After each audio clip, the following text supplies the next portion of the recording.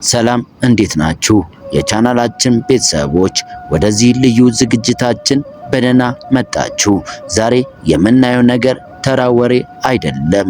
የምንኖርባት ምድር ምን ያህል ሚስጥራዊ እና ድንቅ እንደሆነች የሚያሳዩ ሳይንቲስቶችን እንኳን ግራ የሚያጋቡ 5 እጅግ አስገራሚ ተፈጥሯዊ ክስተቶችን ይዘንላችሁ ቀርበናል።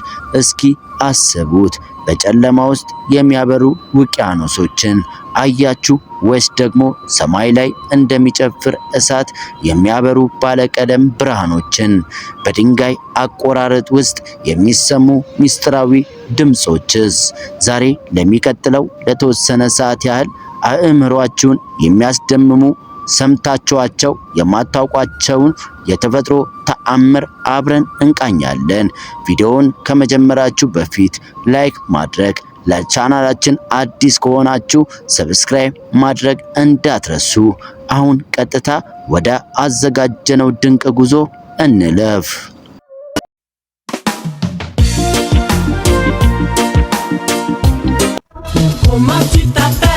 አውሮራ ቦሪያሊስ። በመጀመሪያ ምዕራፋችን የምናየው በሰሜናዊው የዓለማችን ክፍል የሚታየውና አውሮራ ቦሪያሊስ በመባል የሚታወቀውን የሰማይ ላይ ዳንስ ነው።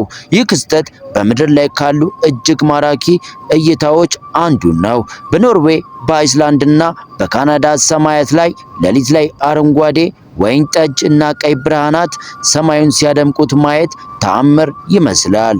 ግን ይሄ እንዴት ሊፈጠር ቻለ? ሳይንቲስቶች እንደሚሉት ከሆነ ከፀሐይ የሚወጡ ጥቃቅን የኤሌክትሪክ ቅንጣቶች ሶላር ዊንድስ በሰዓት በሚሊዮን በሚቆጠሩ ኪሎ ሜትሮች ተጉዘው የምድራችንን ማግኔቲክ መስክ ማግኔቲክ ፊልድ ሲመቱት የሚፈጠር ምላሽ ነው። ከምድር የአካባቢ አየር ጉዞዎች ጋር ሲጋጩ ይህንን ድንቅ ብርሃን ይፈጥራሉ። የጥንት ሰዎች ግን ሌላ እምነት ነበራቸው። የአርክቲክ ህዝቦች ይህ የሞት አባቶቻችን መንፈስ በሰማይ ላይ ሲጫወቱ የሚታይ ነው ብለው ያምኑ ነበር። የቫይኪንጎች ባህል ደግሞ የጀግኖች ተዋጊዎች ጋሻ የሚያንጸባርቁ ብርሃን ነው ይሉ ነበር። ተፈጥሮ ሳይንስንና አፈ ታሪክን አዋህዶ የምታሳይበት ይህ ክስተት እስካሁን ድረስ በሚሊዮን የሚቆጠሩ ጎብኚዎችን ይስባል። የሚያበሩ ውቅያኖሶች። አሁን ደግሞ ከሰማይ ወርደን ወደ ውቅያኖስ ጥልቀት እንሄድ። በጨለማ ሌሊት በባህር ዳርቻ ስትራመዱ እግራችሁ ውሃውን ሲነካ ሰማያዊ ብርሃን ፈንጥቆ አይታችሁ ታውቃላችሁ? ይህ ባዮሉሚኔሰንስ ይባላል። በማልዲቭስ፣ በፖርቶሪኮና በጃፓን የሚገኙ የባህር ዳርቻዎች ሌሊት ላይ እንደ ኮከብ ያበራሉ። ይህ የሚያበራው ውሃው አይደለም፣ ይልቁንም በውሃ ውስጥ የሚኖሩ ዲኖፍላጅሌትስ የተባሉ እጅግ ጥቃቅን ሕይወት ያላቸው ፍጥረታት ናቸው። እነዚህ ፍጥረታት በማዕበል ወይም በሰው ንክኪ ሲንቀሳቀሱ ውስጣቸው ባለው ኬሚካላዊ ምላሽ ምክንያት ብርሃን ይፈነጥቃሉ። ዓላማውም አዳኝ ፍጥረታትን ለማስፈራራት ወይም የትዳር አጋር ለመሳብ ነው። በጨለማ ውስጥ የሚያበራ ውቅያኖስ ላይ በጀልባ መጓዝ በምናብ ዓለም ውስጥ ያለ ያህል ያደርግሃል።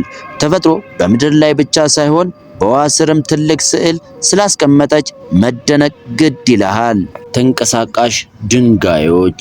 አሁን ደግሞ ብዙዎችን ግራ ወዳጋባው ለብዙ ዓመታት ሚስጥር ሆኖ ወደ ቆየው ክስተት እንለፍ። በካሊፎርኒያ በሚገኘው ዴዝ ቫሊ ወይም የሞት ሸለቆ። እዚህ ቦታ ላይ የሚገኙ እስከ 300 ኪሎ ግራም የሚከብዱ ትላልቅ ድንጋዮች ሰውም ሆነ እንስሳ ሳይነካቸው በመሬት ላይ ይንቀሳቀሳሉ። ከኋላቸውም ረጅም መስመር ይተዋሉ። ለአስርተ ዓመታት ሳይንቲስቶች ይህንን ሚስጥር መፍታት አቅቷቸው ነበር። አንዳንዶች የመንፈስ ሥራ ነው ሲሉ፣ ሌሎች ደግሞ የባዕዳን ፍጥረታት አሊያንስ እጅ አለበት ይሉ ነበር። ነገር ግን እንደ አውሮፓውያን አቆጣጠር በ2014 ሳይንቲስቶች እውነቱን ደረሱበት። በዚያ ወራት የደረሱበት በሸለቆ ውስጥ ቀጭን የውሃ አካል ይፈጠራል። በሌሊት ቅዝቃዜ ውሃው ቀጭን በረዶ ይሰራል። ጧት ላይ ፀሐይ ስትወጣ በረዶ መቅለጥ ይጀምራል። በዚያ ቅጽበት የሚነፍሰው ቀላል ንፋስ ድንጋዮችን በበረዶ ላይ እንዲያንሸራታቸው ያደርጋል። ምንም እንኳን ሚስጥሩ ቢፈታም ያንን የግዙፍ ድንጋይ በተፈጥሮ ኃይል ብቻ ሲንቀሳቀስ ማየት አሁንም አስደናቂ ነው። የሚፈላው ወንዝ። የአማዞን ደን ስናስብ ወደ አእምሯችን የሚመጡ አናኮንዳዎች፣ ነብርና ጥቅጥቅ ያሉ ዛፎች ናቸው። ነገር ግን በአማዞን ጥልቀት ውስጥ የሚገኙ አንድ ገዳይና አስገራሚ ወንዝ አለ።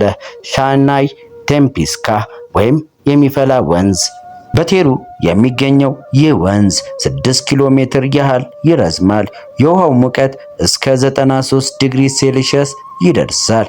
ይህ ማለት ውሃው ሊፈላ ጥቂት ዲግሪዎች ብቻ ነው የሚቀሩት። ወንዙ ውስጥ የሚወርቅ ማንኛውንም ፍጡር በሰከንዶች ውስጥ በህይወት የመኖር እድሉ ያበቃል። በጣም የሚገርመው ነገር አብዛኛው ጊዜ እንደዚህ አይነት የሚፈላ ወንዝ የሚኖረው ከእሳተ ገሞራ ቮልካኖ አጠገብ ነው። ነገር ግን ይህ ወንዝ ቅርብ ከሚገኘው እሳተ ገሞራ 700 ኪሎ ሜትር ይርቃል።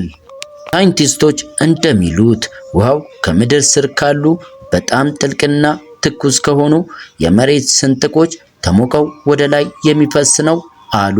የአካባቢው ጎሳዎች ግን ይህንን ወንዝ እንደ ቅዱስና መንፈሳዊ ቦታ አድርገው ያመልኩታል። ውድ የቻናላችን ተከታዮች ዛሬ ያየናቸው ተፈጥሯዊ ክስተቶች ምድራችን ምን ያህል ሚስጥራዊ፣ አስፈሪና በተመሳሳይ ጊዜ ደግሞ ውብ እንደሆነች ማሳያ ናቸው። ከሰማዩ የኦሮራ ብርሃን እስከሚያበሩ ውቅያኖሶች፣ ከተንቀሳቃሽ ድንጋዮች እስከ አማዞኑ የሚፈላ ወንዝ ድረስ ተፈጥሮ አሁንም ያልፈታናቸው ብዙ ድንቆች እንዳሏት ያሳዩናል።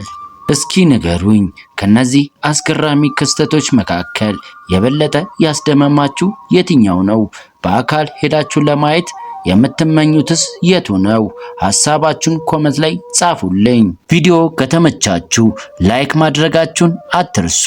እንዲህ አይነት አስደናቂና አስተማሪ ቪዲዮዎችን እንዲደርሷችሁ ሰብስክራይብ አድርጋችሁ የደውል ምልክቷን ይጫኑ። ለዛሬ የነበረን ዝግጅት ይህንን ይመስል ነበር። በሌላ አስደናቂ ቪዲዮ እስከምንገናኝ ድረስ ደህና ሁኑ።